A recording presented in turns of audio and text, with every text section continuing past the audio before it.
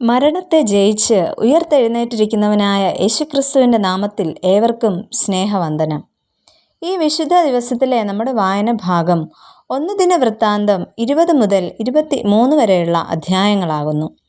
ഇന്നത്തെ കുറിവാക്യം 1 ശമൂവേൽ 22 അധ്യായം 18 വാക്യം. രാജാവ് ദോവേഗിനോട്, നീ ചെന്ന് പുരോഹിതന്മാരെ കൊല്ലുക എന്ന് കൽപ്പിച്ചു. ശൗൽ രാജാവിൻ്റെ ആടുമാടുകളെ പോറ്റുന്നവരിൽ പ്രമാണിയും ഒരു ഏദോമ്യനുമായിരുന്നു ദോവേഗ്.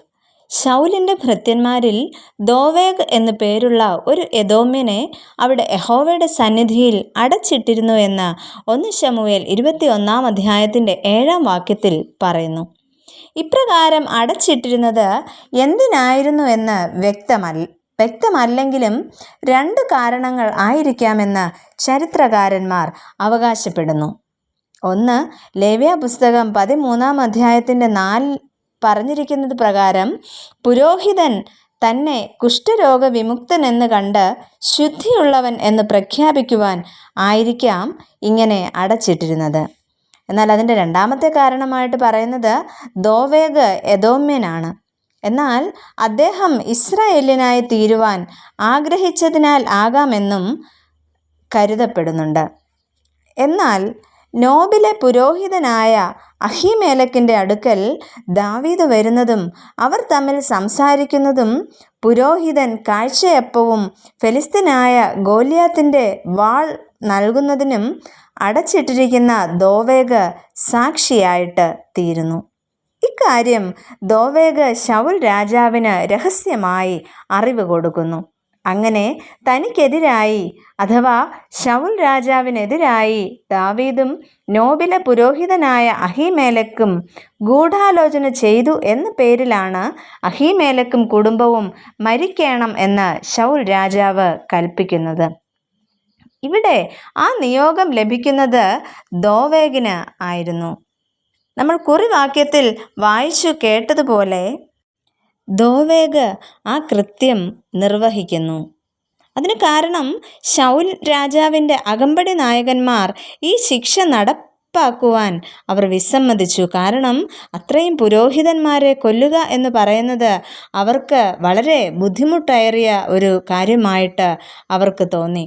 അതിനാൽ ആ ഒരു ശിക്ഷ നടപ്പാക്കുവാൻ അകമ്പടി നായകന്മാർ എല്ലാവരും വിസമ്മതിച്ചപ്പോൾ രാജാവ് ആ ഒരു ദൗത്യം ഏൽപ്പിക്കുന്നത് ദോവേഗിനെ ആയിരുന്നു. അത് നമുക്ക് 1 ശമൂവേൽ 22 അധ്യായത്തിൻ്റെ 18 വാക്യത്തിൽ നമുക്ക് കാണുവാൻ കഴിയുന്നു. അപ്പോൾ രാജാവ് ദോവേഗിനോട്, നീ ചെന്ന് പുരോഹിതന്മാരെ കൊല്ലുക എന്ന് കൽപ്പിച്ചു.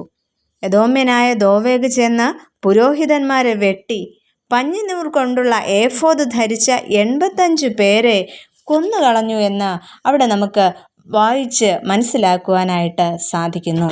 എന്നാൽ പ്രിയമുള്ളവരെ, അവിടെ കൊല്ലുന്നത് പുരോഹിതന്മാരെ മാത്രമല്ല.